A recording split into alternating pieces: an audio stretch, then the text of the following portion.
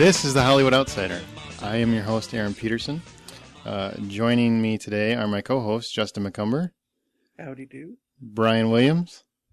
Hello. And our special guest, Tyler Seever. How are you? I am good. Tyler joins us from the great state of Illinois. He's going to be sitting in the chair tonight and giving his weight. And, whoa, that's a lot. Yeah, that's a lot. He's pushing 600. What we like to do for anybody that guests on here that's never been on the show before is kind of explain real quick, what are your 3 favorite movies? So we kind of have a feel for what kind of movies you like. Ooh. All right.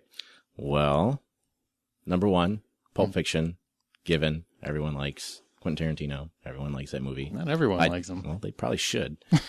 And they're dumb if they don't. Exactly. Goonies. Goonies. Love it. Goonies? Yeah, Goonies. Love it, man. Really? It's great. That's number 2? I could watch that all the time. And knowing you, it kind of makes sense. I'm not going to lie. That's, like I said, it's another podcast. But anyway. And then another one would have to be Willy Wonka and the Chocolate Factory. The original. Not that Johnny Depp crap. Really? Yes. I did not know this about you at all. Actually. And it's a musical. It's, about killing children. Kind of. Well, Goonies, and then that, I don't know. Yeah, you kind of have an obsession with little kids. That makes sense. What have you guys been up to? Anybody exciting? Justin, what have you been doing? In Pearl Jam 20, I saw that last night with my brother in Dallas. It's a documentary about Pearl Jam, my personal favorite band of all time. It's celebrating their 20th anniversary as a band. And it was filmed and narrated and written and directed by Cameron Crowe, who of course did Singles and Say Anything and Jerry Maguire and an upcoming film. And if you're a Pearl Jam fan, it is fantastic. You get all sorts of videos you've never seen, takes of songs you've never heard, and I personally cannot wait to go buy the soundtrack for it because it has all of those alternate takes and demo versions of songs that I've never heard, and I want to own and be able to listen to at my leisure. But it was really good. I enjoyed it. Sweet. Did Jeremy speak? Yeah, I totally just did that joke. Brian, what have you been up to? Yeah, really not much. Just basically hanging out and playing a whole lot of Xbox here the last few days. So I really haven't been out and about too much. Were you sick today too, like Aaron was? I was very sick. Really the past 2 days. It was just really this odd fever that came across over me. I caught it. Aaron got the jungle fever. I did get the jungle fever. I got jungle fever. Well, I hope you're feeling better. And both of you. And I hope you are feeling better. I'm getting there. Get well soon. I have 2 acts left before I get healed. Before I get healed. Well, let's go into to the Hollywood Outsider podcast. That's what we're here for. What we're going to talk about today is it's the same format as we do every week. We're going to talk about some movie news, some new trailers that came out. We're going to talk about the Emmys a little bit. Nothing too exciting, how Jane Lynch did on that, which I thought was great. We're going to talk about what is coming out this weekend, and then specifically what comes out next weekend. Some DVDs that are coming out, as well as we're going to have a quick topic later on called From the Outside In, where we talk about from our perspectives a specific topic that we came up with, or that I came up with. So if it sucks, it's really my fault this week. And then we're also going to have a trivia question, which is called Stump The HO. So there we go. Now we can get on with the exciting news. Every week we like to talk about some new trailers that came out, just so people have an idea of what movies are coming down the pike.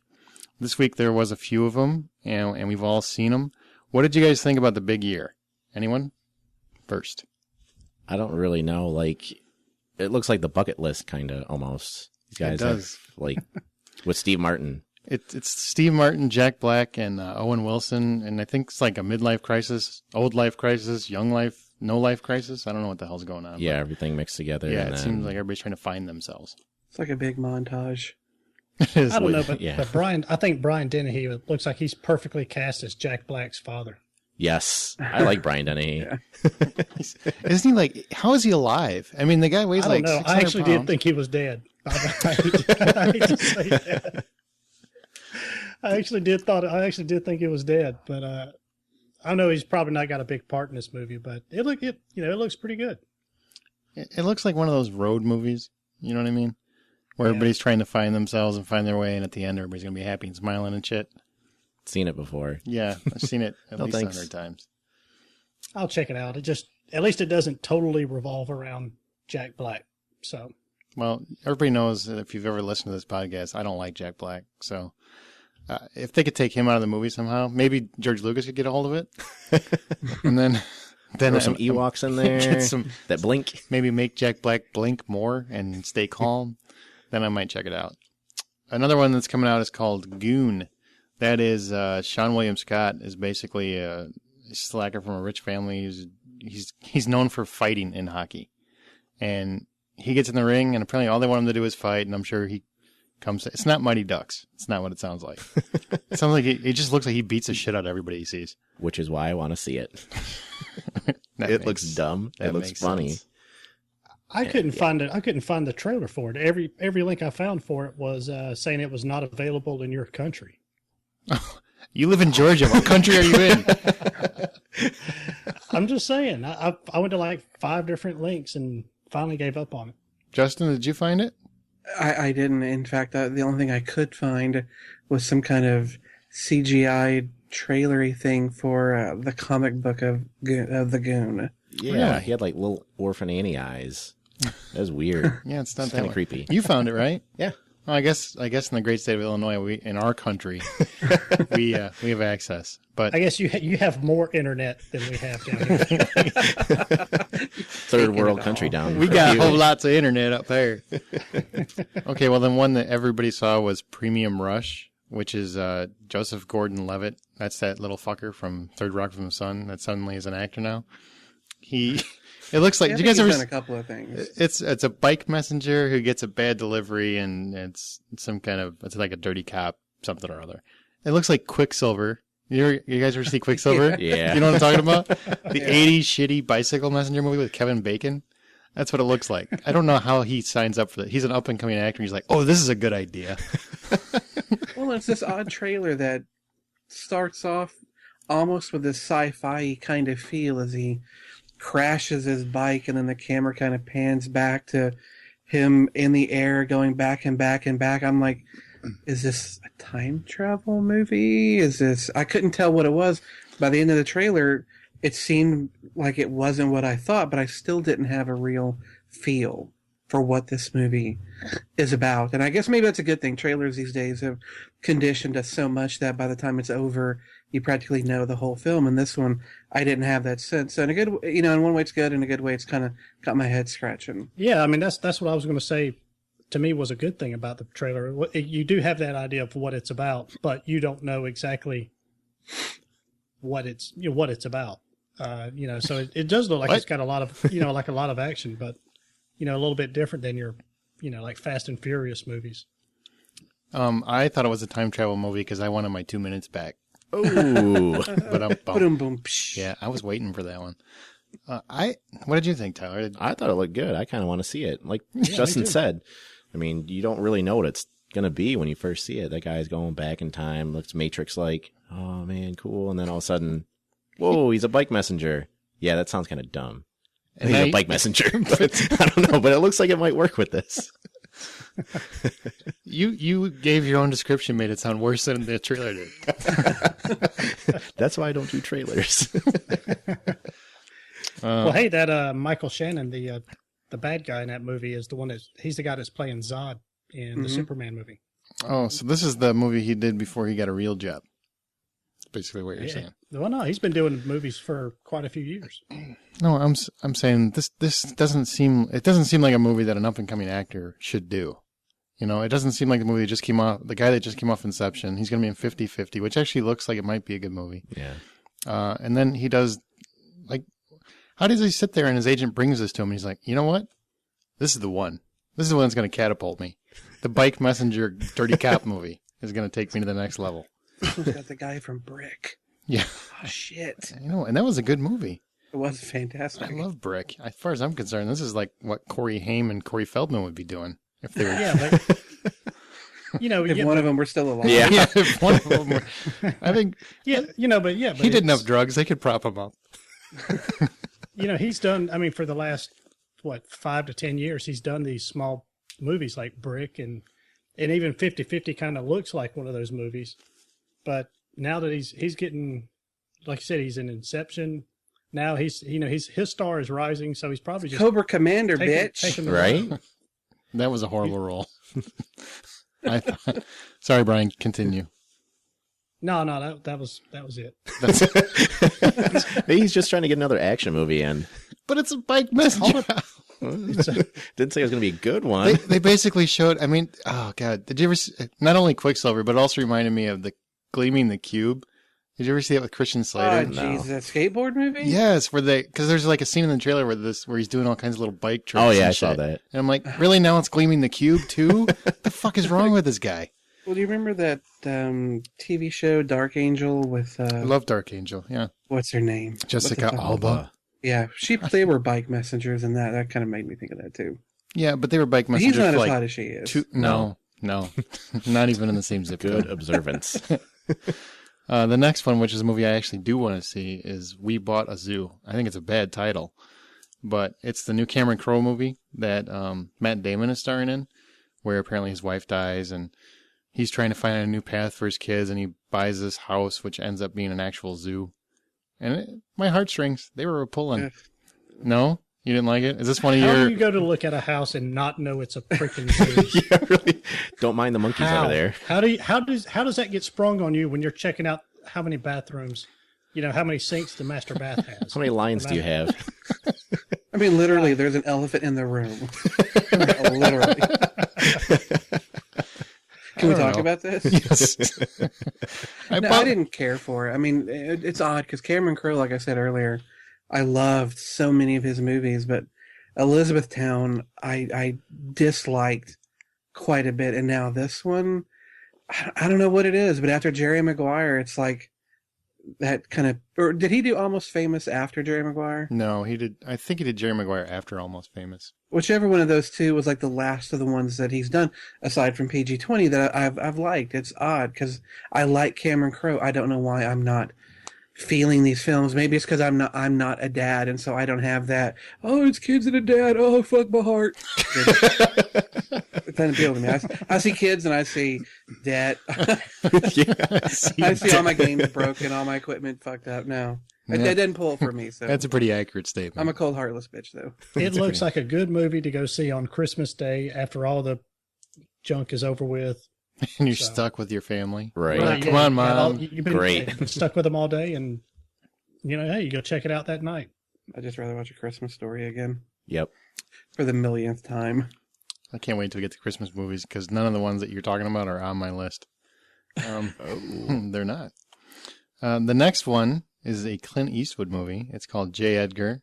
It's the biopic of J. And this is the last one, too. We'll get in the news next. Or biopic. Yeah, whatever. Biopic. I like to call it biopic because it makes it sound like Steve Majors. Or retarded. It's the biopic on J. Edgar Hoover, who you guys might remember is the cross-dressing Fed that took over the world for a couple I didn't see any decades. cross-dressing in that trailer. Me though. neither. No, they're not No going to show hint it. of a skirt or a bra. And it looks like it's black and white, doesn't it? Well, No. I thought it's in not color.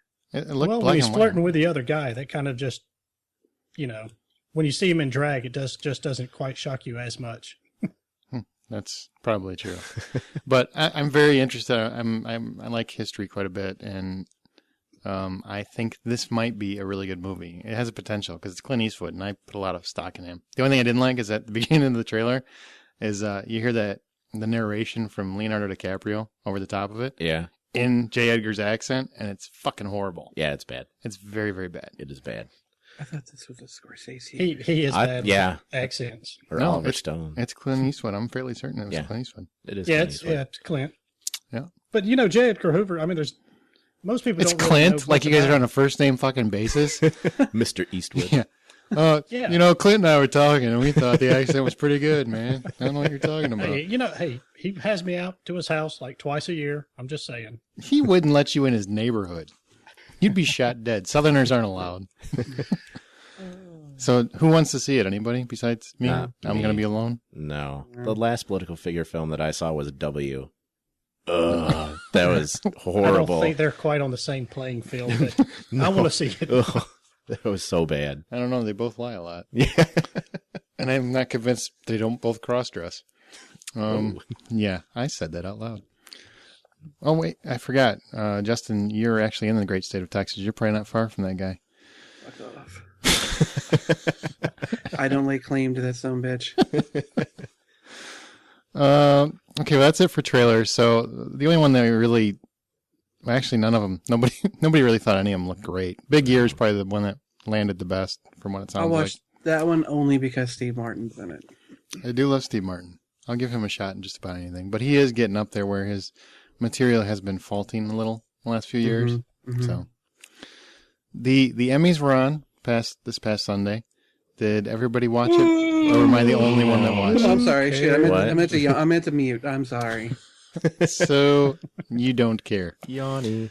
Well, just so our big audience, our audience of millions knows, Modern Family won the best comedy, and Mad Men won best director or best drama. We don't really. What? Shock. Yeah, it wasn't a shock. So obviously, this is pretty boring news apparently to everybody but me. I don't watch award shows. I Me don't watch neither. the Academy Awards. I don't watch the Grammys. Just watching groups of wealthy people and famous people congratulate each other doesn't really interest me much. No. Christina Hendricks was on that show. She's hot. I watched that scene. YouTube it. That's not worth watching a whole show. Fair enough. Well, Jane Lynch was the host, and you should like that because it was Glee. She's Glee. She did a Glee Just opening. because I like Glee doesn't mean I want to see a show she's hosting. She did a Glee opening. I'm just saying. And she had a great joke where so I'm the only one that watched this? Well, I saw that part, the joke. What is it about? Why she's a lesbian? Well, yeah, some people ask me why I'm a lesbian, and then she introduced the cast of Entourage. Yep, that was awesome. that was pretty funny. All right, well, I won't bore everyone else. So I do have to say, though, I've never seen Modern Family. I should. Oh, man. Yeah, Still? it's worth it. I said, oh, dude, I just haven't seen it yet. all the Sorry. shit you watch, and you can't make time for like a clever comedy.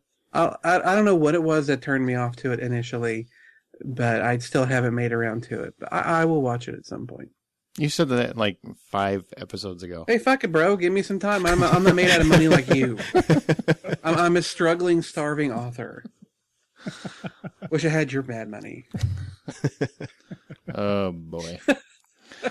A couple You can quick. buy and send it to me. How would that be? Okay, I'll do that. All right. I'll send it to you because I'm rolling in it. Sequels that are coming out. John Singleton is already talking about that there will be an Abduction 2. Please, no. It's Please, not no. even out yet. It's not even fucking out yet. How do you make proclamations like that? Who's John Singleton anyway? He directed. I'm just kidding. He I know directed who that he movie is, about black guys. Okay. A couple of them. And then he made the one about 4 brothers, but they're actually white guys. And one black guy. You know, because he realized he's going to have to sell out the white guys in order to get people So in the they're audience. real brothers, not like brothers. Yeah, Oh, exactly. okay. But there's a play on words. But they had a black guy just to throw you off. It's a true story. What do you guys think about it? Anybody dying for Abduction 2, even though they haven't seen Abduction 1? Because it's not fucking out yet? Wow, I can't wait for it. Just kidding. That looks Kind like of going back to the crap. Emmys thing. Who really cares? Yeah. Well, apparently someone does because it was on the internets that you don't get because you live in a weird country. Weren't we talking about Twilight earlier? Isn't Taylor Lautner in that? Brian, don't you want to see it then? Yeah, exactly. You like how I put that all together? Just because he's in there. Just because Taylor's in it. He's a werewolf. dreaming. Team Jacob. You knew who the fuck he was. I didn't take you long. See, I can't even remember what the character's name was, jackass. You probably got a fucking shirt on right now. His face emblazoned on the front. Pajamas. Sigourney Weaver said that she will be in Avatar 2, which is good news since her character died in the first one. So her character died, but her consciousness, I'm sure, went into the tree of life or whatever that was. So Yeah. I'm sure that's how they'll bring her back. I'm one of the few people, at least that I know, that thought Avatar was amazing. I loved it. The story, yes, trite, been done a million times. It looked gorgeous, and the way they told it, I found it endlessly enjoyable. So I'm looking forward to Avatar 2. It made $3 billion. It did okay. A lot of people liked Yeah. it. You're not the only one.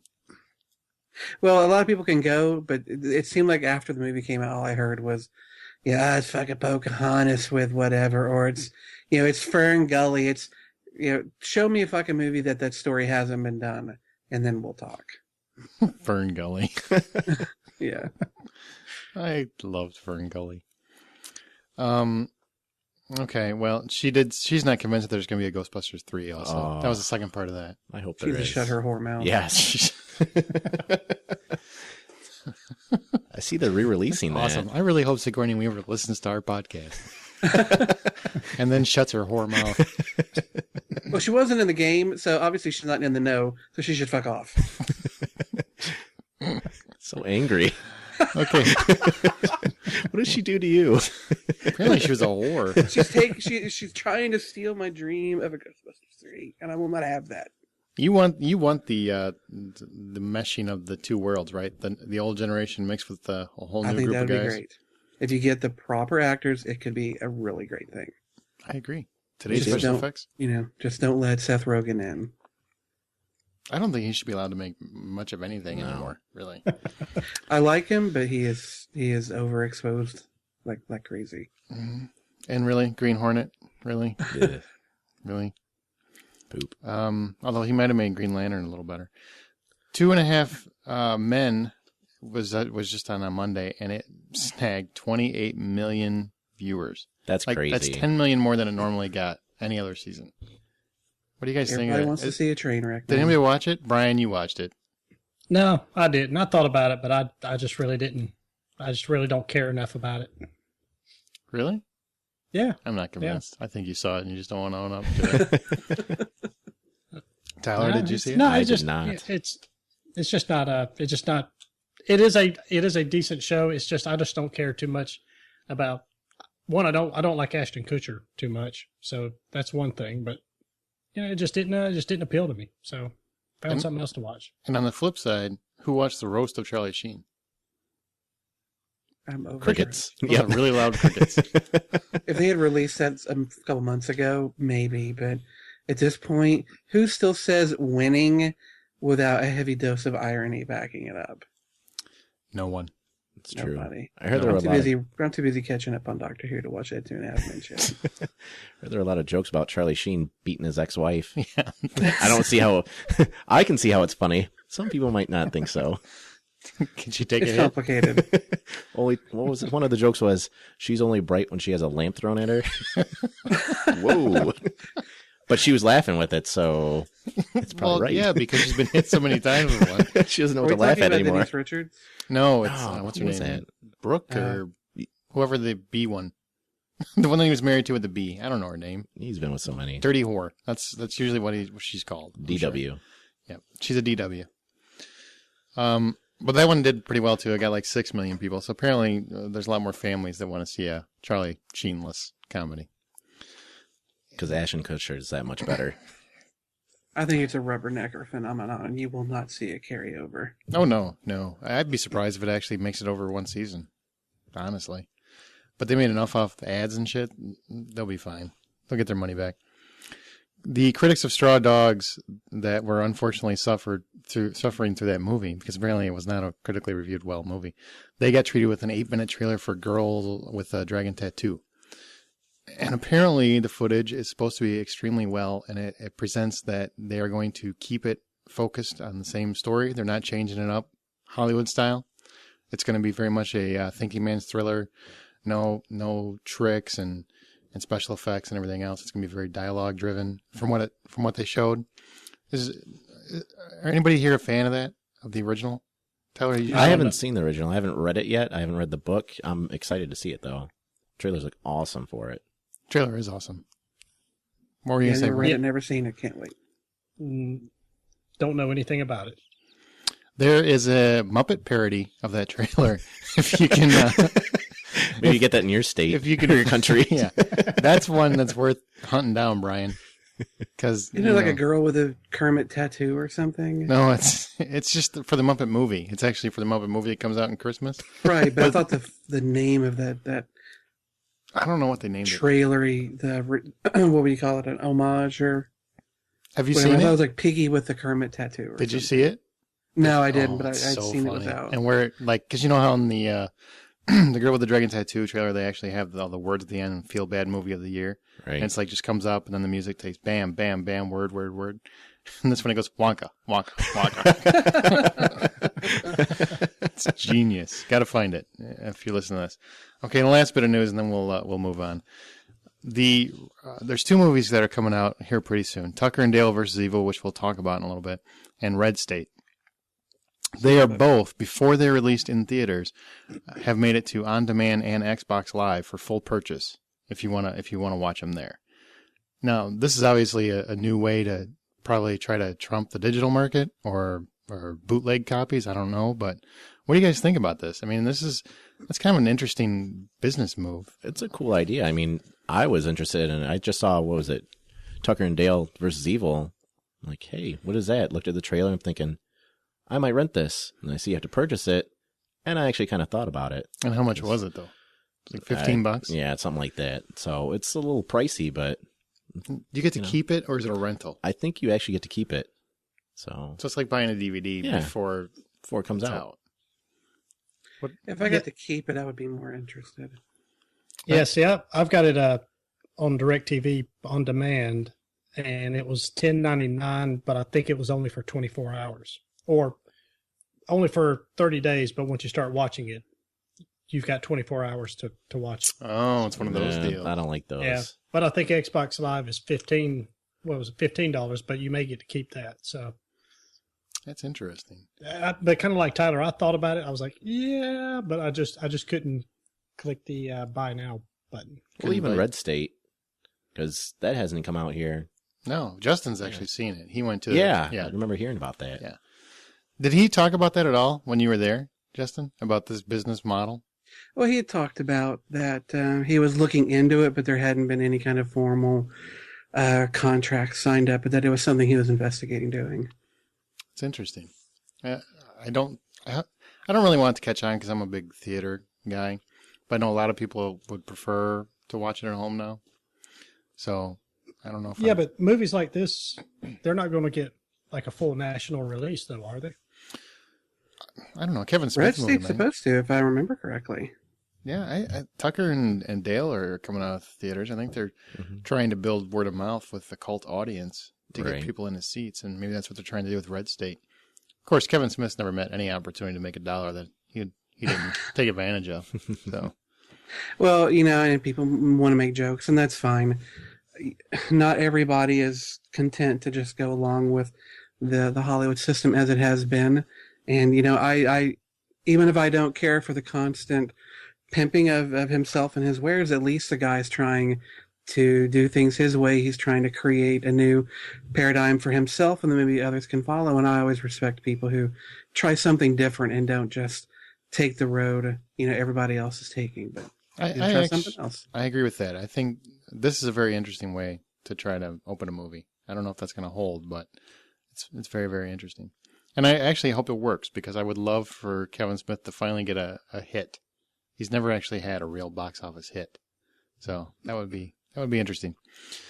Magnolia Pictures has been doing this, though, for a couple of, probably 3 or 4 years now. Who? Magnolia Pictures. Mark Cuban's movie company. Mark Cuban. Okay. What have they released anything that's actually done well? But they release what he does is he's got that channel HDNet, and what they do is they release a movie that's like on let's say a Wednesday night, and it'll play basically all night, and then you can watch it, you can record it, whatever you want to do. It's free, and then the following weekend or maybe the weekend after, it usually will release in the theaters. I think the last one they did for that was it Troll Hunter or something like that? Might have been. Yeah, it's something that I kind of wanted to see that, though. I don't know. I wanted to see Troll Hunter. I don't think any of your big movie studios are going to want to do this because the potential for it to eat into that all-important opening weekend box office number, probably scares the shit out of them. But for a film like Red State or Tucker and Dale versus Evil, these are movies that aren't going to make huge money in the theater anyway. So why not use those as kind of your way of testing the waters and other things? And I enjoyed both films, so I hope they both do well on demand and theatrically. Tucker and Dale pretty funny? It is funny. Is It it? is very funny. I love Alan Tudyk, so He's good, and the Tyler Labine or whatever his name is, that's the big guy. redneck guy. Oh, he's hysterical. Well, we'll talk about that here in a minute because that's actually on our coming attractions part. But Cool. we're gonna go on to the big screen, where we talk about the movies that are coming out now. We're not going to go too in depth onto it because we talked about them, most of them last week. But we kind of want to give you an idea where the movies that are out currently, where they're standing with critics and whatnot. So there's 4 movies coming out, and we talked about them last week, and that's Abduction, Moneyball, Killer Elite, and Dolphin Tale 3D. Now, Abduction, that's the big one. They're going to make some sequels. That's currently coming out from a positive rating of 0%. That means not one critic has given it a positive review yet. That should be your first sign. Your second sign should be Taylor Lautner's in it. Your third sign should be Taylor Lautner's in it. Your fourth sign should be, But he's you can such just a great keep going. actor. Yeah, he's not. This is a movie you should probably avoid, but, don't take my word for it. Take all the critics that don't like it. Moneyball, which was Brian's pick last week, if I remember right. Yep. Is at 92% positive. So most of the reviews that are coming in are saying that Brad Pitt still has it, and that's why Angelina Jolie still fucks him. Killer Elite is at 42% positive, which it's an action flick and it's Jason Statham. So he's probably flattered with that. Because, dude, it's Jason Statham. So Steven Seagal's jealous of this. He's like, "Oi, it's good, ain't it?" That's an excellent impression. And the next one, which was, and Killer Elite was Justin's pick. Taylor, you weren't here last week. So No. what was your pick on these? I would have picked Killer Elite. I Killer like Elite? Jason Statham. I just got done watching, Blitz. Blitz? Loved Is it. that good? Yeah, I liked it. What I'll is have to it? check real that quick? out. It is a bad cop and a gay cop, basically outcast in the police Gay department. like happy? Oh, no. As in, Fabulous. hey, silly. But no, the 2 outcasts of the police department, they're tracking down a cop killer. And, yeah, it's a British movie. Does he fight everyone he interrogates? He beats a lot of ass. Yes. It's Jason Statham. I mean, He beats a lot of ass with his gay partner. yeah. Oh, wait a minute. That's a good movie. Wow. That actually sounds like a lot better of a movie. That didn't come out right. Dolphin Tale is at 94% positive. And that was my pick of the week because I'm going to take my daughter to see it, which is good because at least it won't suck. Because apparently it's doing well. So those are the ones we talked about, and we're going to talk about what's coming up next weekend here in a minute. Box office real quick. We didn't even talk about it last week because I didn't think for a second it was going to register. I thought there would be a few parents who went and saw it because the thing's going to be on fucking Blu-ray in 2 weeks. But Lion King came out and became like the September box office record holder, some bullshit. $30 million because they brought it out in 3D. Fucking parent breeders, Jesus Christ! For a movie that's like, how old is it now? 10 years, 15 years old, whatever it is. Yeah, 15 years old. Yeah. Yeah. Had my first makeout session watching that. Watching Lion Yep. King. Well, Not in 3D then. now you know what to do on your big date. Was it the sex clouds or the stars or whatever it was? Is that what triggered it? Must have been a subliminal message. This is what I want to do right now. Look at that cute lion. I want to suck some face now. Put your hand here, Simba. That'd be a fun topic. What was your first date movie? Well, mine will probably be a little different than everybody else's. 'Cause I Uh-oh. probably did it in the theater. Yeah. Shh. Damn it, I said that out loud. So I just thought that was an interesting piece of information. If you're a Lion King fan, we didn't even mention that it was coming out, but apparently it's out for a 2-week limited engagement in 3 dimensions because you need to see the circle of life in your face. Us failing to mention it did not impact the box office, apparently. Apparently not. They got through. They got around us. Contagion held up really well, actually. It's 14.5 million. It only dropped by 35%. So it's on course to actually make its money back. Drive, which is the one we all kind of wanted to see, only opened to 11 million. So it's a cult movie in the making. There's a very slim chance it could hold on and make some money, but they're very, very slim. Thankfully, All right. it didn't cost much. Just because it didn't make any money doesn't necessarily mean this is going to be a cult movie. I mean, maybe this thing. I mean, why isn't this movie making any money? Because this thing got nothing but rave reviews for the 2-3 weeks leading up to it, Mm-hmm. and nobody goes to see it. Why? I haven't seen it advertised, to be honest. I didn't even hear about it until I saw this list right here. Really? Yeah. You didn't see like commercials and stuff for it? You don't watch not at all. television though. You watch porn. Oh, yeah. Well, They don't have commercials in porn. isn't it Joseph Gordon-Levitt, though? No. Who's Drive is character? Ryan Gosling. Oh, Ryan yeah, Gosling. another young guy. Whatever. Glad you weren't here last week. Yes. Whoops. No, it was promoted quite a bit, I thought, but I don't really watch a lot of television. But the reviews were through the roof. I say it's a cult movie, Brian, because it's not going to do well box office wise. I mean, if it gets 30 to 40 million, that'll be doing well for it at this point. Very rarely does a movie open that low and continue to make money. But because of that, I think what's going to happen is it's not going to be discovered unless people find it on DVD or Blu-ray or USA at Night, something like that. Does that make sense? No, I mean, I get it. I mean, that Or what do you think? Lethal Weapon is like the prime example of a movie that doesn't do well, but does wonderful in home video. But I don't know. I mean, it's something about it just says that it's just going to be a bomb for whatever reason. I don't know. It's Ryan Gosling. You don't like Ryan Gosling? He can't make a commercially successful film. He can't. You're right. You're right. Or Joseph Gordon-Levitt, obviously. There's not enough room between him and He'll be Justin Timberlake. Maybe that's what this movie. Maybe that's what Premium Rush is. That's Drive 2. It's only on a bicycle because the There we budget go. was smaller. It's like a prequel. Or shouldn't guys call it Pedal? Exactly. I wanted to snort on that one. And also The Help is holding up phenomenal. Straw Dogs, and I don't know how she does it. Didn't. It's because she didn't. She didn't do anything. It made $4.5 million. That's Good. Fuck Sarah Jessica Parker. neither one of those movies topped the 6th weekend of The Help. She looks like a boiled down horse. Boiled? How the fuck do you come up with a boiled down horse? What is a boiled down horse? What does that mean? Well, look at her. She's got a face that's as long as a horse's, and she's got no meat on it. It's just. I feel you. I got you. She looks like a horse head. I don't know what happened to her. Like, these past couple of years, she has gotten worse and worse. But back when she first came out, what was it, that movie with Bruce Willis? She was actually kind of hot. Striking Distance. Yeah, she was actually kind of hot back then. Yeah, she Oh, had a you're great going to go all the way body. back to the square pegs like I do? Yeah. Oh, that's right, because you're so fucking young. She used to be in a TV show called Square Pegs. She did. Yep. And she was in Girls Just Want to Have Fun. Was she hot back then? Loose. She was hot. She had a nice body. I don't know if she was hot. She still looked like a horse. She was a horse with a hot body. Oh, she Just not just not a boiled down horse. I mean, I'm sure there's still a lot of people clamoring for Sex and the City 3, but outside of that, she's not really a very No, good actress, I don't think. or attractive. Or attractive.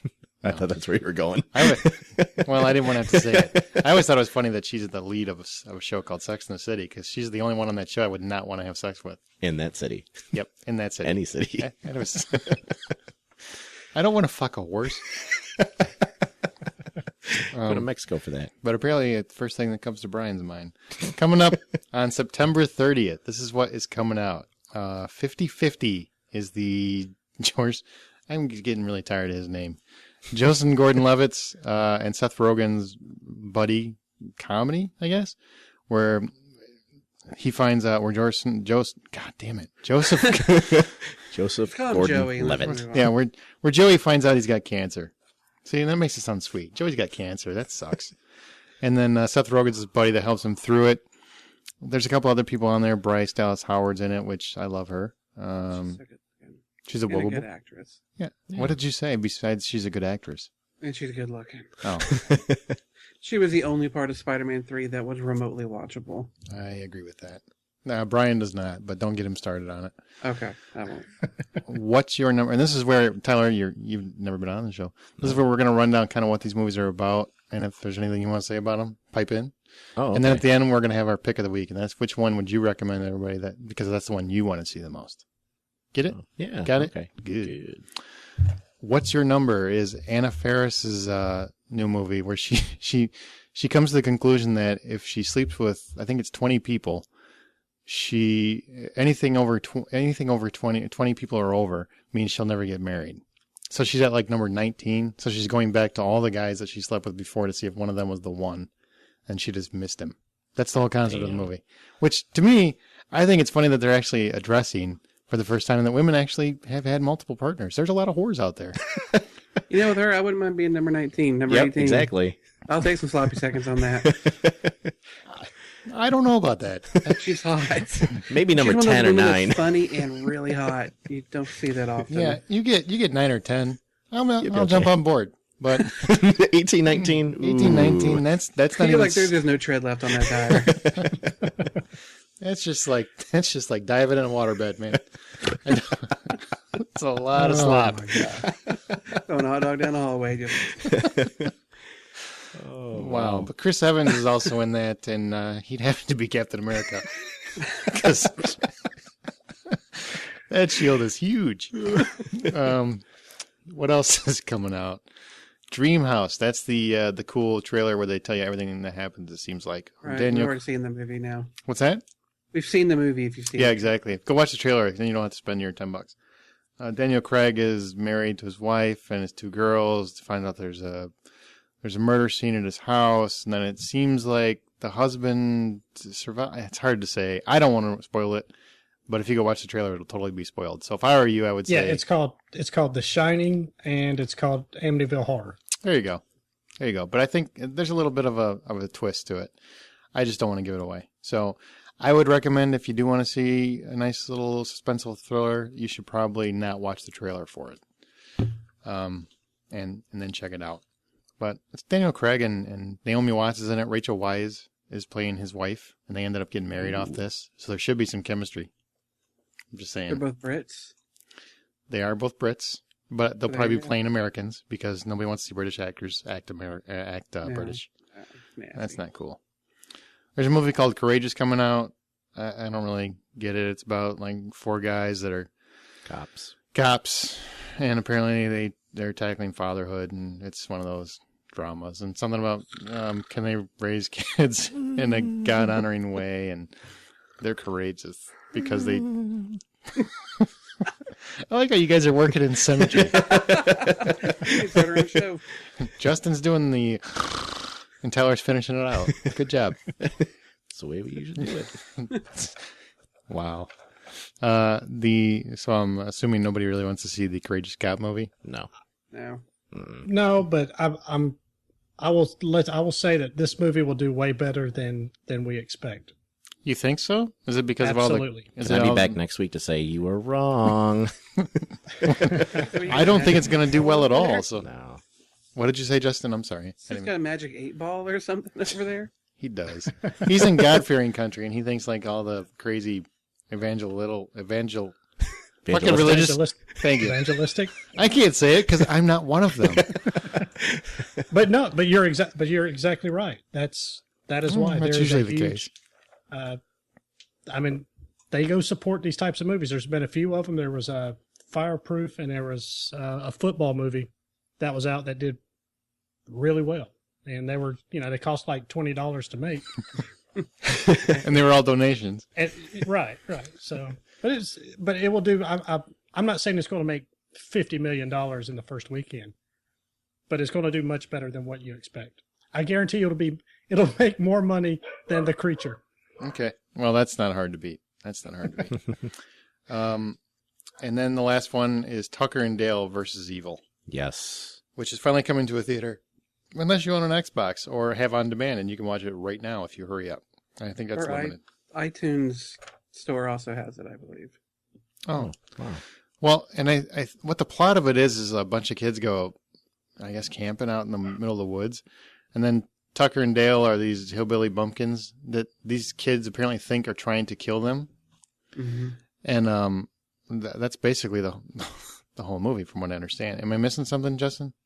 No, I mean, Tucker and Dale are these 2 hillbillies who have they bought a cabin out on this lake, and these kids get it in their heads that they have abducted one of their members, and they go to get her back, and It's gory as fuck. The kids are completely misunderstanding. Tucker and Dale are misunderstanding. And it's just a comedy of gore, and it's a lot of fun. I really want to see that. I can't wait. The trailer looked hilarious. So out of those, no, I did all that yapping about what these fucking movies are. What movie? You're the guest. What do you want to see? What's your pick? What do you want to see most? I kind of want to pick two, but the main one I want to see is Tucker and Dale versus Evil. And 50-50, because I need a good tearjerker. It's been a while. And you need a good cry? I do need to cry. A good cancer cry. I got cancer. I got cancer. Seth Rogen, why don't you give me your ball trimmer and I'll cut my head hair. with it. That's basically the trailer. It's funny that that's what you take out of it. Kid has cancer, and you're talking about shaving his head with some ball trimmers. That's what I got out of it. That's the first thing I'd be worried about. I'm fucking hypochondriac. I don't want... Justin, what's your pick? I've seen Tucker and Dale, so I'll go ahead and say 50-50. Oh. Brian? I'll go with Tucker and Dale. I am not in the mood for a tearjerker just yet, so I'll laugh at some people getting all chopped up in a wood chipper. Seems more appropriate to your neighborhood. I relate to the struggling, plight of the characters. hillbillies. I relate to the struggling redneck. They sound like me. This caricature has gone too far. This feels so real. I'm also going to say Tucker and Dale versus Evil. So, Yay. and you've actually seen it, Justin, right? Uh-huh. So give a quick review. Let us know. Just a quick synopsis. I feel like I've said quite a bit. I mean, they just these two guys that go out there. They've been friends for a long time, but one of them decides he wants to own this cabin out in the woods. They go out to fix it up. So of course it's filled with all sorts of, dirty implements and looks like a serial killer mountain man's cabin. And they're just out on the lake one night when these kids show up, and one of the girls ends up going over to these rocks to kind of, be by herself. She takes her shirt off. Tucker and Dale see it. They kind of get excited. She hears them and then falls off, hurts herself. They go to rescue her, but in the midst of doing that, the other kids see it, and to them it looks like they just attacked her and they're carrying her off. And so they, over the following day or two, they try and get her back. There's some backstory to one of the kids who'd been there before, and there's all sorts of things that kind of lead into it. It's not a very complicated film, but it's a very, very funny film, and it's got a sweeter heart to it than the title would ever lead you to believe. Really? Tucker and Dale are a couple of good, funny guys. And it's Alan Tudyk, and I love Alan Tudyk. Yeah. And like I said, Tyler Labine, if that's his name, I don't quite remember, but he's the big, heavy guy with the beard. He was in Reaper. He was on that short-lived show, Invasion. He's done a couple of things, and the guy's just hysterical. Okay, well, that is... I'd give it an 8 out of 10. Nice, 8 out of 10.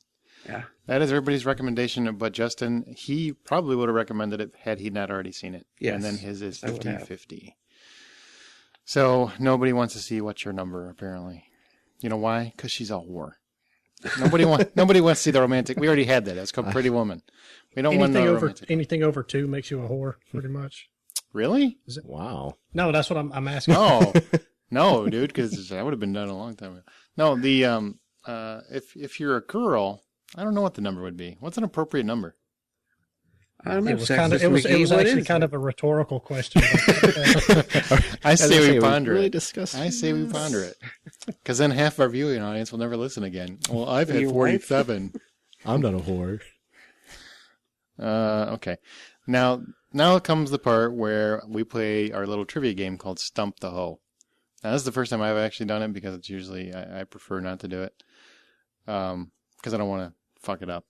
But how this works, Tyler, and for people that have never listened to it before, I'm going to ask a trivia question, and then each of the podcasters gets a chance to answer it. And then when we come back from our trailer break, which is where we're going to play our trailer this week, I will answer it at that point. But I won't answer it. Nobody's allowed to Google. You can't cheat. You can't ask these fuckos for tips or hints or anything else. You just give your answer, then each of you give your answer, and then I'll answer it when we come back. Make sense? Okay. Why do you look Can't ask scared? anybody. Can't do anything. Nope, it's a trivia question, so you got to guess all on your own. In fact, I might not even know the answer until I come back. Uh-oh. So, you guys ready? Go. Yep. Okay, here we go.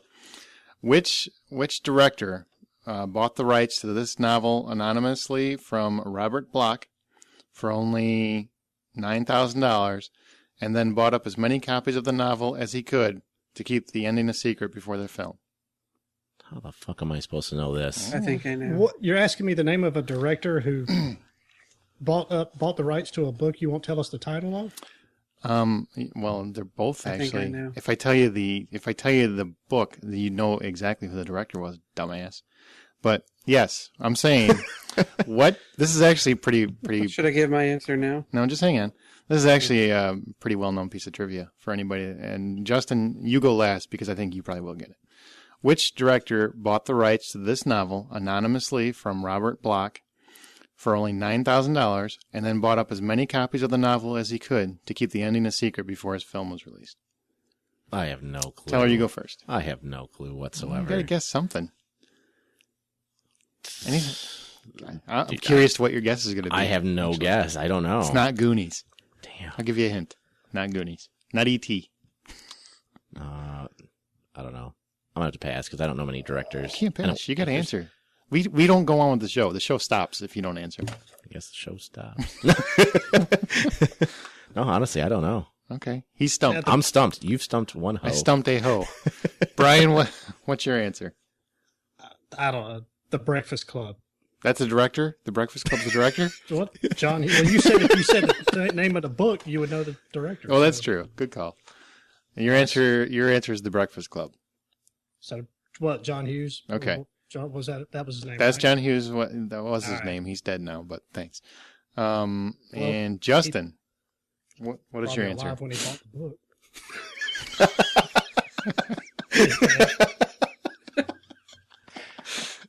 Can't argue with that. I'm crying. Justin, what's your answer? I'm saying Steven Spielberg. And which movie would that be? I'm saying Jaws. You're saying Jaws. Okay, we will let you guys ponder that while we take a brief break. And during this brief intermission, we're going to let you listen to the trailer for J. Edgar, Clint Eastwood's new biopic. When morals decline and good men do nothing, evil flourishes. A society unwilling to learn from the past is doomed. We must never forget our history. We must never lower our guard. Edgar, you will rise to be the most powerful man in the country. It is my belief that when a man becomes a part of this bureau, he must so conduct himself as to eliminate even the slightest possibility of criticism as to his conduct. Mr. Tolson, I need someone who I can trust. I want you to be my number 2 man. You understand? I need you. Imagine if every citizen in this country were uniquely identifiable by the pattern on their fingers. Imagine how quickly we could find them if they committed a crime. You remember that file we created on his wife? Mrs. Roosevelt. Will you make a copy for me, please? Is that legal? Sometimes you need to bend the rules a little in order to keep your country safe. Please leave the transcripts here with me. Feel free and share them with your brother, Mr. Kennedy. Let him know that I have a copy of my own. The president is afraid. All the admiration in the world can't fill the spot where love goes. We are the sinners, Edgar. We tolerated lawlessness in the land until it grew to diabolical proportions. The blood is on your hands, Edgar. What are your exact qualifications for your position of leadership in this bureau? My qualifications, sir? I don't know who I can trust anymore. I see right through you. You're a scared, heartless, horrible little man. Don't wilt like a little flower. Be strong. Yes, Mother. It's time this generation learned the difference between villain and hero. Even great men can be corrupted.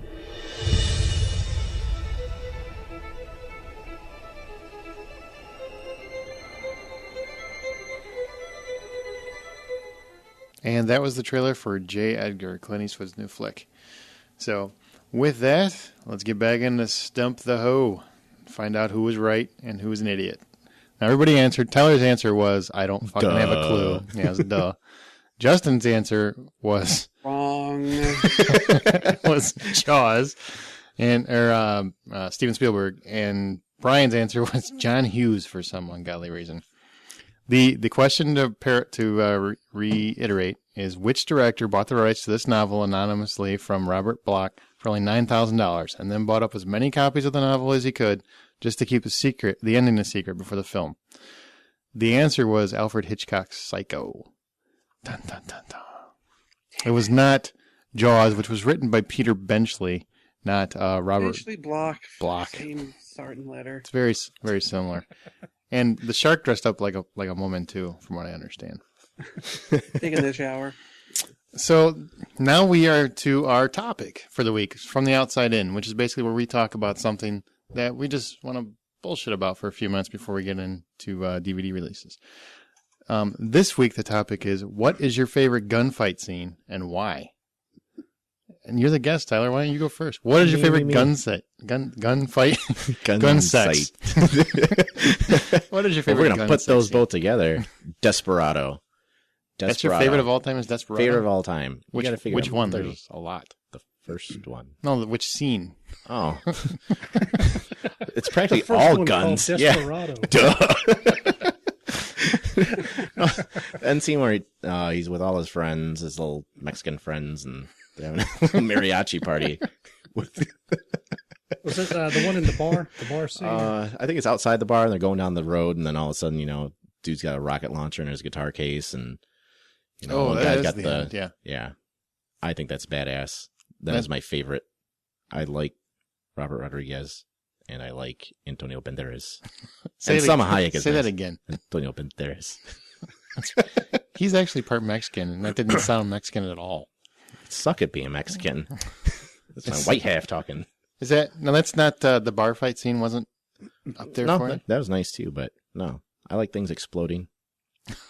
You like explosions? Nice. Yeah. That's paraphrase. Yeah. What do you guys think? You know which scene he's talking about? Yeah. This is the one that was what was it, on top of weren't they on top of a bus at some point or something like that? No, that was a border crossing commercial. You saw.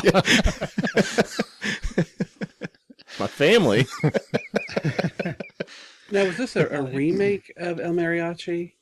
Yes. Did you never see Desperado? No, I've seen it. I couldn't remember if it was a remake or just one of those. It was actually sequels that was just basically the same. I think it was a sequel, yeah, but it was a new actor because whoever the guy wasn't bankable. But I think the guy actually Antonio Banderas. Yes. He said it more Mexican than you did. Damn it, I live in Texas. But that's true. He's with my family. You've driven that yellow bus where you get him across the border. Mm-hmm. But the guy that was in El Mariachi, I think actually is one of the guys that has the guitar. Yeah, I don't think he can speak English. That's probably why he didn't make it. He can't. That's a good choice. I like that. That's a great movie. Actually, all the scenes, except for the ending, because the ending to that movie I don't understand the ending to this day. It's kind of like it just ends. Yeah. It doesn't really have a ending. Like, doesn't he get shot and then or he doesn't get shot? Like, he goes to the main bad guy and then it just cuts away and then it's him walking away? Yeah. I don't get that. He's a badass. It doesn't matter. That's true. Salma Hayek. Salma Hayek is my hottest Latino in the world. Latina. I'm not Spanish. But I at least know that much. Unless you know something about Salma, I don't. It's Latino. Oh, does Latino mean guy? Yeah. Yes. Oh, that's good to know. Damn it. So if one says, I'm a Latino, I should probably pay attention. Yeah. Fuck, me and my wife are having a conversation after this. She's been lying. Extra. Justin, what's yours? My knee-jerk reaction, and probably the same for everybody, is the lobby shootout in The Matrix. For me, gun shootouts kind of pinnacled with that, and everyone I see after that, oh yeah, it's good, but it ain't no lobby scene. But I don't want to go that route, so I will sidestep the immediate one. And when it comes to fighting scenes, the next movie that immediately jumps into my head is Equilibrium. Oh, wow. It's a movie that I don't know how many people who listen have seen. I could say everybody, or I could say none of them, and probably have an equal chance of being right. It wasn't a movie that... It was in theaters, I think, for one weekend. And I happened to go into the theater that weekend and see it. I actually just watched that about a week ago. When it hit DVD is when it really seemed to kind of develop a bit of a cult following. And Kurt Wimmer, who wrote and directed it, went on to do the fucking terrible movie, Ultraviolet. Such a goddamn disappointment. But Equilibrium, it's a movie that I don't know anybody who has a middling feeling about it. You either really, really liked it or you just fucking hated it. And I know plenty of people on both sides. I really enjoyed it. Subsequent viewings, some of its flaws get more glaring, but as a film, I think it's got this interesting take on things. I like that it tried for something different. And the whole movie kind of focuses on Christian Bale, who is this tetragrammaton cleric. And their job is to suppress any kind of art or make sure that people are taking their drugs that rob them of emotion, because apparently World War III kicked off because people had too much emotion, and the way to stop that from ever happening again is to put everybody on Prozac. And so in the movie they call it Librium. So it's just about creating this, dystopic future where nobody has emotion, and these are the guys that police that whole endeavor. And the way they do it is by training under the system called gun kata, which is like this combination of martial arts and gunplay. Think of it as gym kata, but with guns. If you want to go for another fucking reference. That is an obscure 80s movie. It's a really interesting film, and I really enjoyed it. But at the end of the film, there's a scene that I always call it the not without incident scene. If you see it, you'll know what I'm talking about. But he just goes through the several hallways and into a room, shooting every motherfucker in sight and doing it as though it is a ballet. And I was so impressed with the whole thing. When you watch, if you have the DVD and you see the supplemental material and all the shit Christian Bale had to do to prepare for that, you get more impressed, because he had such little time, little training, and yet pulled all this magnificent shit off. No wonder he's Batman. It's a fantastic gunfight, shooting everybody, flipping, doing cartwheels, picking up guns. It's awesome. And I really enjoyed it. But if you say you hate the movie, I can't fault you for it either. But I love it. I think it's a really good movie. Did you ever see that, Tyler? I've never seen that one. Really? Yeah, I think you'd like that, actually. What did you think of it, Brian? Yeah, I liked it. It's different. It's who's the black guy in it? Taye Diggs. Taye Diggs, yeah. Because he had a pretty good run during about that time with a couple other movies, too. The Ryan Phillippe movie he was in, too. But Way of the Gun? Yeah, Way of the Gun. Yep. And Robert the Bruce from Braveheart. Yeah, Angus something. Angus McFadden. Angus McFadden, yeah. But it was, it was really neat. I mean, with the costumes, the black, the white, everything's bland, but then they kind of break into somebody's little vault or something like that, and you got all these paintings and all these weird little things. I mean, you'll have a Picasso next to a plastic clown, right, next the to shapes and colors and right texture. I mean, The Matrix has splooged all over this film. You could tell without doubt that The Matrix was an inspiration for so much of it, but it's still entertaining in its own right. I really enjoyed it. And that's a really not well-known movie. That's actually very obscure. You'd be amazed how many people you would think, and just so many people would know what that was. And it really was a very small movie when it came out. Yeah, like I said, it was out for like a weekend, and I just happened to catch it. Good choice. Brian, what's yours? Heat. Which part? Oh, shit, the whole long thing? Right. Yeah, that, I don't know, 6, 7, 8 minute long gunfight in the through the streets was just, because that was what, I think 95, 96? Yeah. And really, up until then, we really haven't seen something with that scope, where they've got, AR-15s, they got these big assault rifles, and they're shooting everything.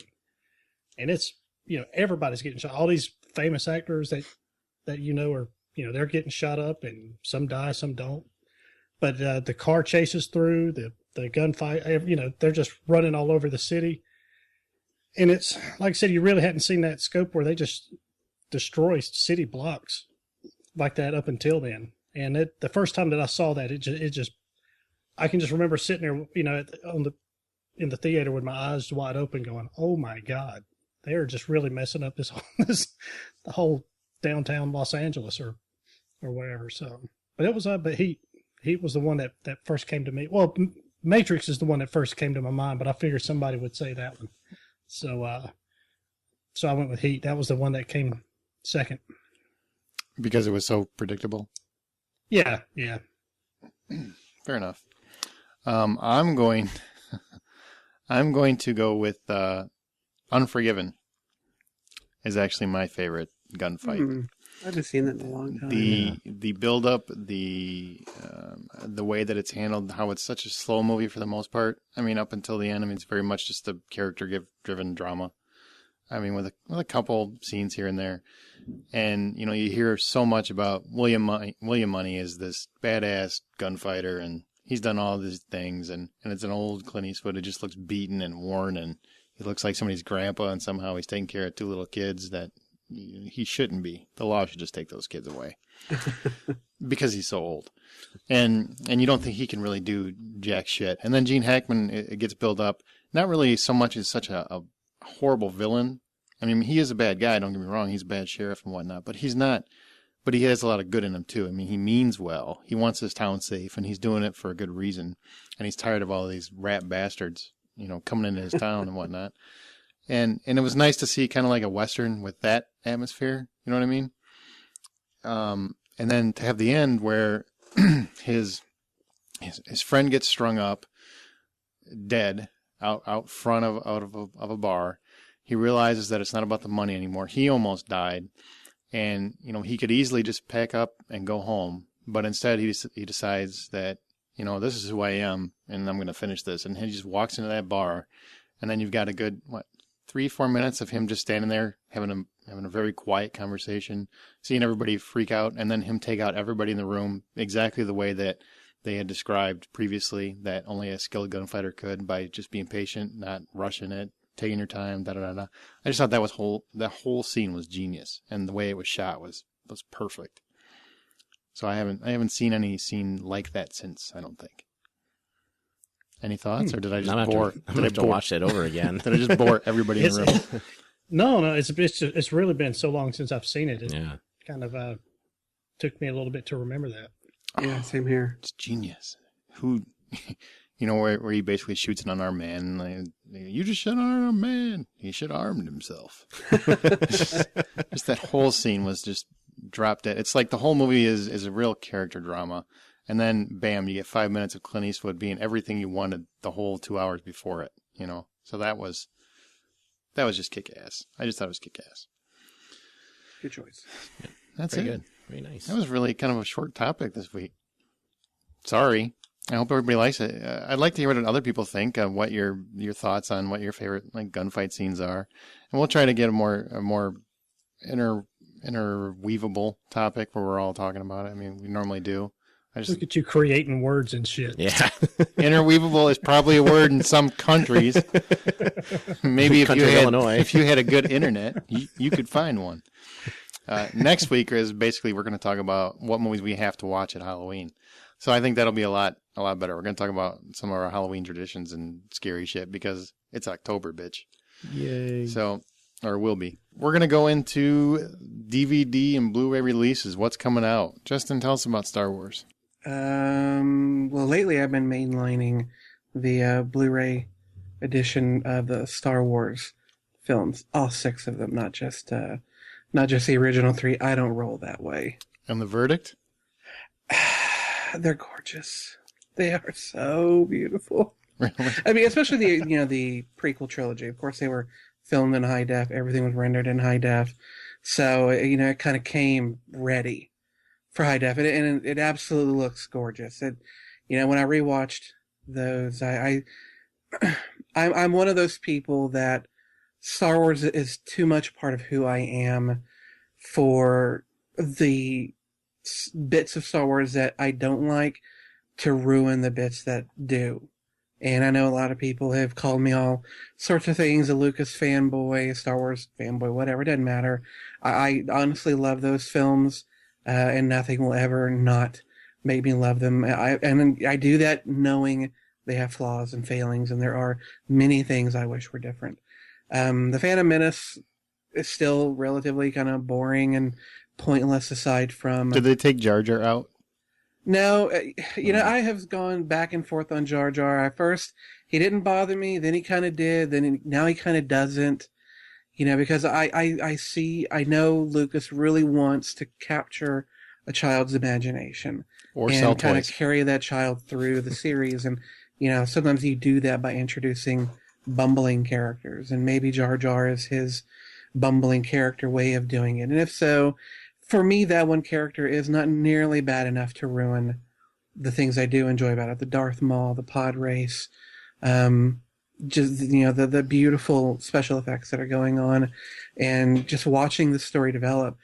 Attack of the Clones is still kind of a middling film. There are things I definitely love about it, especially when you get near the end and Yoda's fight with Count Dooku and the fight in the arena. So many of those things are so good. And I love the Camino scenes in the Clone Factory. And in high def, they just blow your mind with how beautiful and detailed everything is. When you get to Episode 3 and Revenge of the Sith, that movie and Empire really go neck and neck for my favorite films of the series. And depending on what day you ask me, I may say one or the other.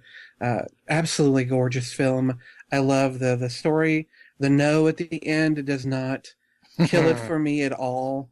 It works on every single level for me. But when you get into the original trilogy and you start watching them on Blu-ray, it's a strange experience because so much of it is beautiful, where they've gone through and they've cleaned off the scratches and the dust and so many of the things that time does to film. And in some ways it looks so beautiful, but yet sometimes that can also make the things that aren't CG and aren't clean upable, quote unquote, the masks and such, look that much more unreal. Really? And that's just one of those things that high def does. It makes great things look great and not great things look even less great, because you can see all of the seams and the little bits of makeup that are maybe flaking off and those sorts of things. And so there are like little lens flares that, are artifices of the lenses they used that in the newer films you don't see because they don't have that type of lens anymore and they look better. So those kind of ugly lens flares are a little distracting, but they're not nearly enough to, again, ruin it. And there's little things he's changed again. And again, for me, those things do not kill the movie. The one thing he kind of did in Episode 4, A New Hope, is in the scene where Han and Greedo are kind of facing off over the table. Mm-hmm. When he originally, fixed it, if that's the word he wants to use. Broke it, yes. That's one of the changes that's always kind of irked me. It was Greedo shot, missed, and then Han shot. In this new version, it looks like they both shoot at the exact same time. Just Greedo misses because Han gives a little, head nod, and Han doesn't miss. So it's more of a single shot as opposed to a bang bang. So I think he kind of heard the endless whinging but not about enough, that. But not enough to actually change it. Not enough to change it back, but at least to make it, they're both shooting at the same time. But the biggest change, though, you get when you get to Episode 6, Return of the Jedi. The Ewoks now blink, which I thought would be a little distracting. And it kind of was at first because I was looking for it. Mm-hmm. I was like, all right, I know they're going to blink. Who's going to blink? Who's going to blink? And then when you see it, the first blink, I kind of, it's a little jarring. After that, I didn't notice it. I noticed they blinked, but it never once. What did that add to the story exactly? Nothing, but what it does is it tries to integrate these creatures to the creatures we've seen in the previous films. In all of these other movies, especially with the CG ones, all the creatures, they blink, they breathe, they look maybe CG-ish, but they at least look like real creatures as much as they can. These are just suits, and it's so hard for them to look real. Now, the little bit of a blink, it does a little bit to make them a little more real, again, it's nothing to really kind of throw you off. Of course, the big fucking hullabaloo has been about Vader saying no twice. At the end of the movie when Emperor Palpatine is just, sending all his Force lightning into Luke and killing him. It does not bother me. In fact, previously when Vader said nothing and lifted the Emperor over his head and threw him down the shaft, that always struck me as a little odd that your son is being murdered right next to you. Right. And then you just soundlessly pick him up and throw him. Now that he actually says something, it for me, that actually works better. The no that he says, the second one, sounds kind of odd. But the fact that he says no and then says it again when he lifts him and chunks him makes sense for me. And so that doesn't kill me. And I think it makes the scene work a little bit better, especially when it kind of calls back to the end of the third film. So I liked it. I really love it. It's beautiful. I haven't gotten through nearly all of the supplementary material. There's all sorts of new deleted scenes that we didn't even get when the DVDs were released of all 6 films. So there's still new stuff to be had. I'll probably be going through those in the next several days. But it's beautiful to look at. It sounds fantastic. And all in all, I am as strong a Star Wars fan today as I was back in 1977 when I first saw that movie on the roof of my parents' car at the drive-in. Okay. So it's worth contributing to George Lucas's pension fund? It is for me. Okay. Your mileage will differ, and all I ask is that if you hate the films, shut the fuck up about it when I come around. Because I've spent years hearing it, years defending it, and I am done. I'm not talking about it on forums. I'm not talking about it on Facebook anymore. I'm sick to death of people feeling like that's their opportunity to shit in my mouth. I'm through. Whoa. I love the films, and that's all I've got to say. That's a different kind of party. There is not much coming out because of specifically one fucking title's coming out that's going to take over the world.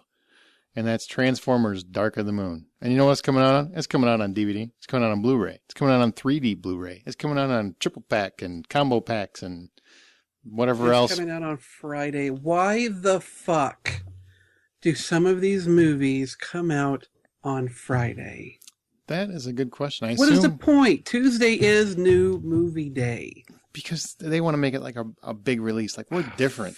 We don't have to come out on your stupid Tuesday. We're going to come out when we want to. Transformers, bitch. I'm Michael Bay, bitch. That said, I will be buying this. Really? Oh, fuck yeah, that movie rocked ass. I just think it was good, too. I don't know if rocked ass is good. Rocked ass is good. Is that good? That's what I mean. My ass was well rocked. Are we still talking about the movie or last time? About my weekend? I think I might pick this one up, maybe. I didn't buy the second one because I hated it. But I really liked the first one. So, I'm kind of undecided. Do I want that missing chapter in the Transformers saga?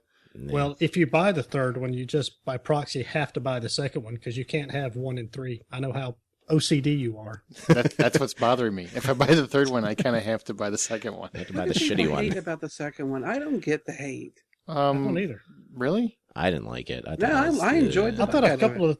Yeah, I mean, it's stupid, but how the first one's got, Bumblebee taking a piss on somebody. It's right. I don't know. To me, it's, again, that's an instance of, is this one thing enough to ruin the rest of it? And I chose not to let it ruin the rest of it. And I thought the second one wasn't as good as the first, but I didn't hate it.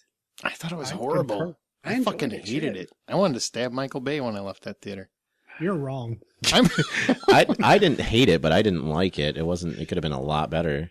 Yeah, I actually saw it with Tyler, and we both went to the midnight show. Remember that? I was excited for it. We were all pumped. Right. He was all Transformers all summer, and then we went and saw it, and he's like, fuck this Even had my franchise. Transformer PJs on. You were just too busy buttering each other's popcorn. I had the hole. Damn it. I'm just saying. And I filled it. I enjoyed the film.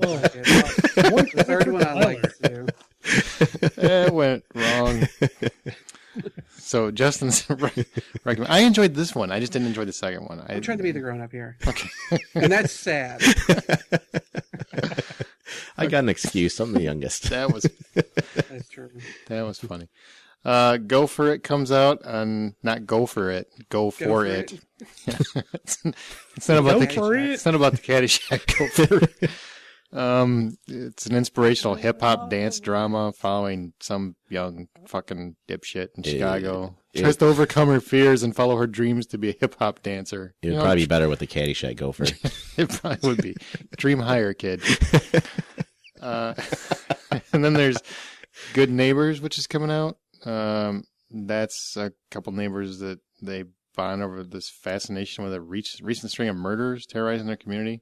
Some new tenant moves in, and then they all three kind of hit it off, and then it goes into some kind of dark thriller territory. I actually have heard about this. It's one of those movies where I thought it was supposed to go in the theater, and it wasn't. It actually got pretty decent reviews, so I am going to pick that as my pick of the week. And I assume everybody else is picking Transformers. Fuck yeah. Yeah, because I ain't picking Go For It. And then better get back to Bad Boys 3.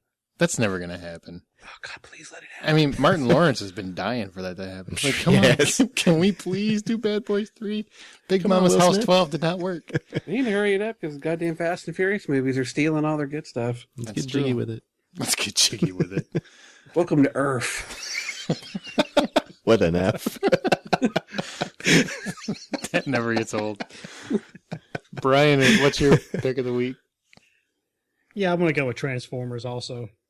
Okay. I guess. Well, the other two come out on September 27th. Transformers comes out on Friday because it's fucking special. So, just to piss me off. Yes. Specifically. It's coming out just after for you. Me. It's coming after you. We are going to flashback DVDs. That is a section of the podcast where we kind of try to give you an obscure or maybe unpopular film that we like as kind of a reference point for you so you can run out and pick it up and admire what we've admired in it. Or tell us we're fucking retarded. Whatever. So this week I'm abstaining.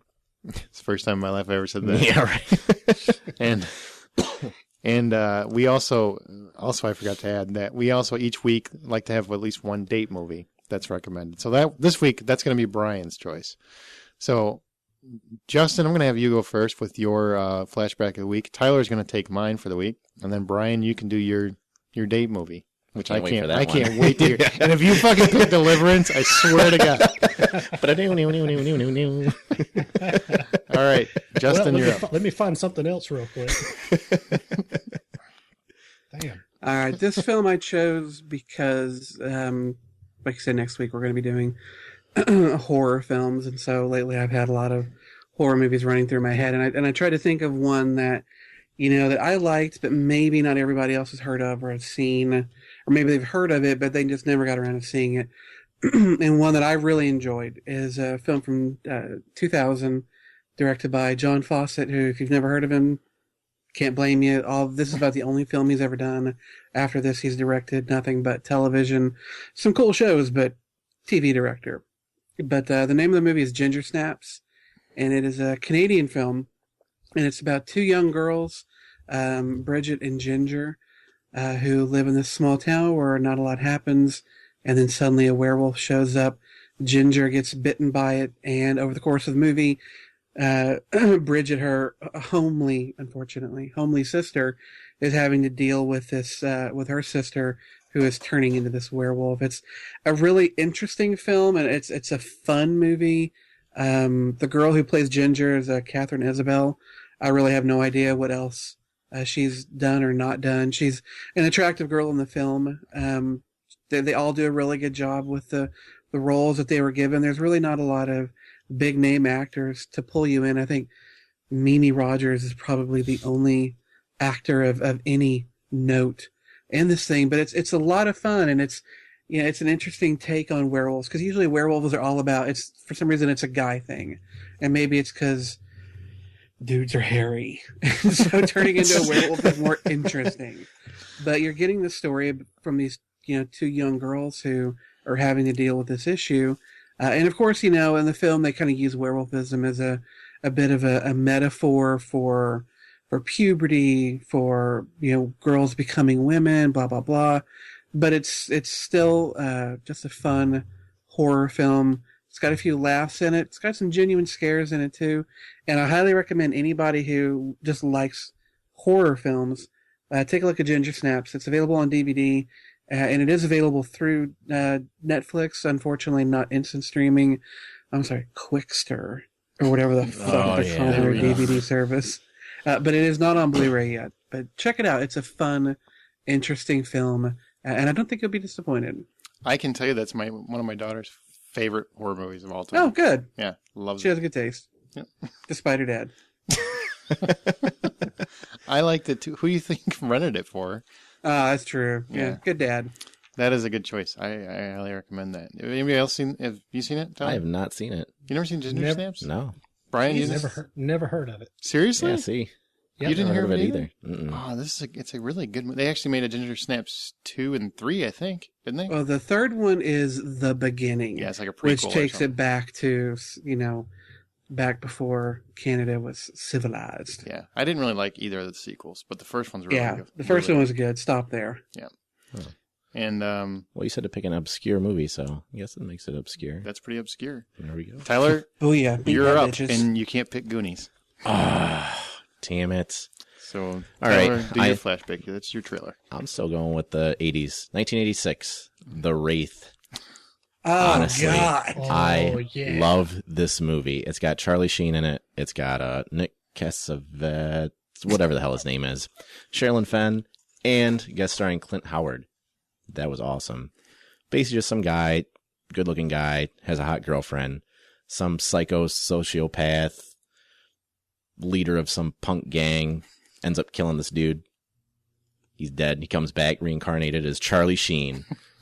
Winning. How bad is that? But I don't know. I love this movie though, because I mean, it's like Fast and Furious meets some kind of weird ghost revenge tale. So basically, this guy just comes back. Everybody that was part of the gang that killed him, he comes back, kills them one by racing them in this sweet ass Dodge car that never came out. Really, the car never came out? They never produced that car. It was a test prototype model. What do you love about the movie?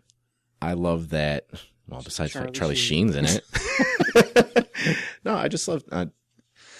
I was 5 when it came out, so I was just like, "Oh, cool! Cars are awesome. Cars are sweet. This guy's a ghost and he has a gun and a helmet. You can't see him."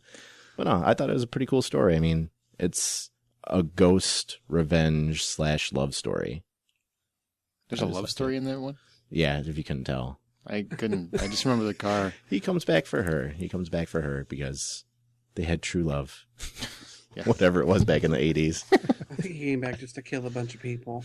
Yeah, I think that's pretty much and it. to see her naked again. Well, doesn't he, like, every time he kills one of them, doesn't something get added or taken away from his driving outfit or something like shit? that? Yeah. So I remember it vaguely. It seemed like one of those movies that was made because they had this badass car. Yeah. Yeah. It was on HBO like all the time. I remember that. Yep. Constantly. That's probably why I saw it. We had HBO back then, but yeah, it's on DVD. Not Quickster. You say back then, like you don't have it anymore. Dude, that's 5. Yeah. I'm surprised I can remember that. You're 30. Back then was last week. It's available on what? It's available on DVD, Quickster, because I guess we're calling it Quickster now. I'm calling it Netflix. It's still okay. Netflix. It's not instant stream though, but I think it's worth your time. Any quick thought? Brian, you've seen this movie. You're a fan? Well, I was about 30 years ago. It's been a long time since I've seen it, but I remember liking it a lot, But it was I remember a lot of cool cars, and and Sherilyn Fenn was hot back then, and I liked it. But it's like I said, that's been easily 20 years since I've seen that movie. Maybe they'll make a part 2. Clint Howard. Charlie Sheen's pretty desperate right now. Remember that movie I did in like 83 or 86 or whatever it was? Can I make a sequel? Sure, Charlie. Now the car's like Kit, with Charlie Sheen as the voice. You hit boost, winning. Tiger Blood. Hollywood, please don't. Please don't. Just kidding. We're be just careful. kidding. Somebody hears that and they might think of it. Oh, let's remake it. Let's do that. People are talking about it. It's like an old Charlie Sheen. Brian, are you ready for your date extraordinaire movie? All right. Yeah, my date movie is Return to Me with David Duchovny and Minnie Driver. It came out back in 2000. And basically, Minnie Driver receives this heart transplant from David Duchovny's wife after she dies in a car accident. And after he's grieving for a while, he kind of throws himself into his work. And so after a while, his best friend finally convinces him to get back in the game after he felt, David Duchovny has, grieved enough, basically. So he decides he'll give it a shot. And just basically kind of coincidentally, he meets Minnie Driver, and he kind of falls for her. And when he finds out that she's carrying his wife's heart, he's got a hard time dealing with it. So that's kind of the basic plot of that movie. But it's got a lot of good supporting cast. Jim Belushi, Bonnie Hunt, David Alan Grier, a couple of old guys, Carol O'Connor, who you may remember as... old guys. Carol O'Connor is Archie Bunker. And Robert Loggia. That sounds like he's got gravel in his mouth every time he talks.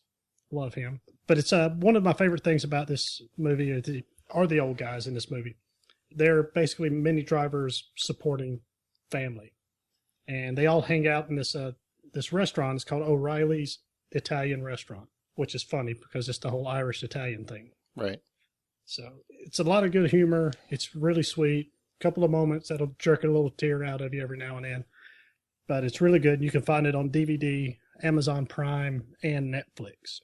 I actually saw that movie in the theater, believe it or not. Because that was back when I was a huge David Duchovny fan after X-Files. Right. And it's a very, very sweet movie. And unfortunately, probably half of even X-Files audience has never heard of it. So that's good that you bring it up. Yeah, I'm really surprised how many people haven't heard of it. Because at the time, Minnie Driver was a pretty big star. Yeah. Still has name appeal. She'll still draw people in a little bit for her name. But and David Duchovny, especially at the time, was huge. So I was really kind of surprised this movie didn't do better than it did. But it's really, it's really good. It's really sweet. And check that out. All right. And that is it for the show. That's pretty much all we got. You can reach all of us, or just me, or just Tyler, or just Justin, or just Brian. Whoever you want it to get to, we'll get it to. We did get a couple emails from people that were actually random. They didn't leave a name, whatever, saying, that they like the show and giving very nice feedback. So that was nice. I didn't get anybody saying that we were dickheads or that we hated Justin specifically. So, that we appreciate that. Any feedback you can give is great. Any topics you want to suggest, you want us to talk about anything, then just let us know, and we'll talk about it on the show. You can reach us at feedback@thehollywoodoutsider.com. You can reach us on facebook.com/thehollywoodoutsider, or our website is thehollywoodoutsider.com. Make sure it's there's a the in front of it. If you go to just Hollywood Outsider, you get some cheap page that hasn't been updated in like 10 years. But if it's thehollywoodoutsider.com. And on Twitter, we are H_outsider.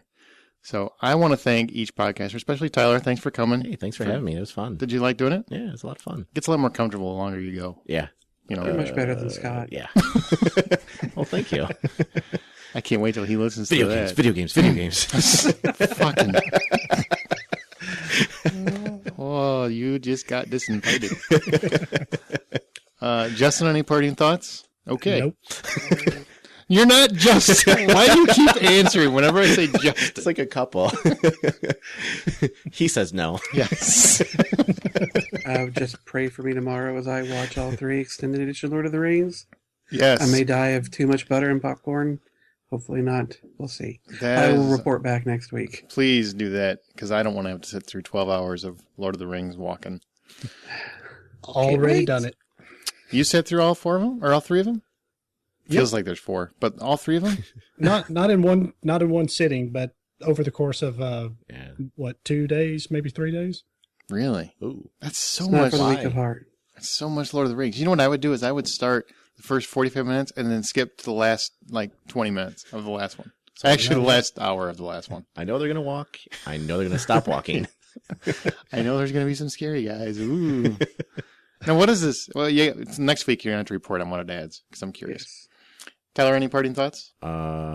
Thanks for having me. Okay. I really don't have any thoughts right now. That's tired. obvious.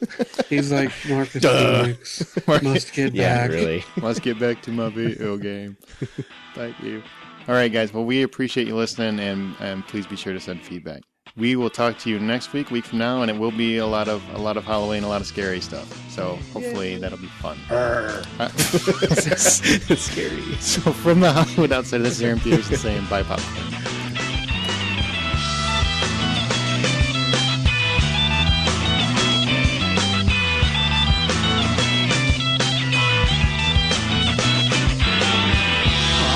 Decision for me letting you go.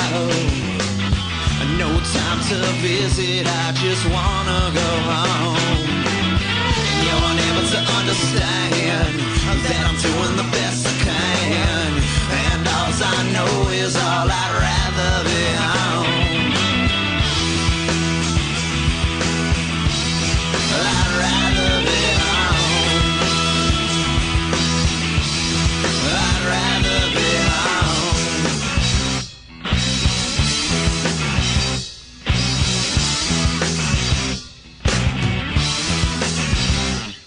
I've got some people coming to. We've been doggy sitting for the last few days. I was going to say Doggy styling. So did I. And then we'll pause at that point. We'll take our break or whatever. So Pause. Get it. pause. Pause. With a Z. See what I did there? With a Z. No, with a W, bruh. Pause. Wow. All right, I did not see what you did right there until just now. I can't clear my throat. It's pissing me off. Quit blowing truckers. Yeah.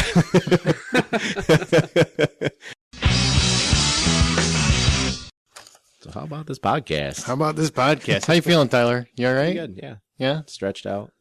Took Yeah. the pants off, put them back on. Oh, okay. That's what he meant by stretched out. My mind went to a very dark and unpleasant place. So, you know that basically it's just your plug for whatever your movie is? Goonies 2 or whatever it ends up being. You shut your fucking mouth. Don't ruin it. I hope there's a Goonies 12. I hope they just go crazy with it. I hope you get AIDS and die.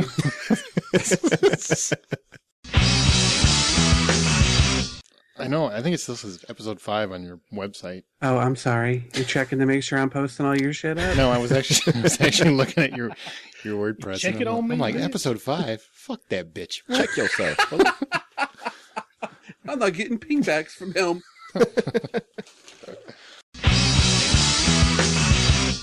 I love my pool table. I don't play it very often Because nobody comes over and plays with me.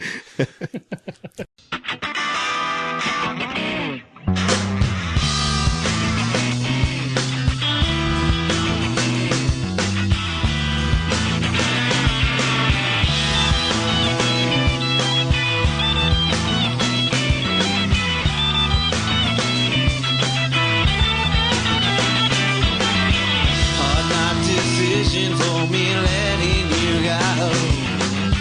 No time to visit, I just wanna go home. And you're never to understand that I'm doing the best I can. And all I know is all I'd rather be home. I'd rather be home. I'd rather be home.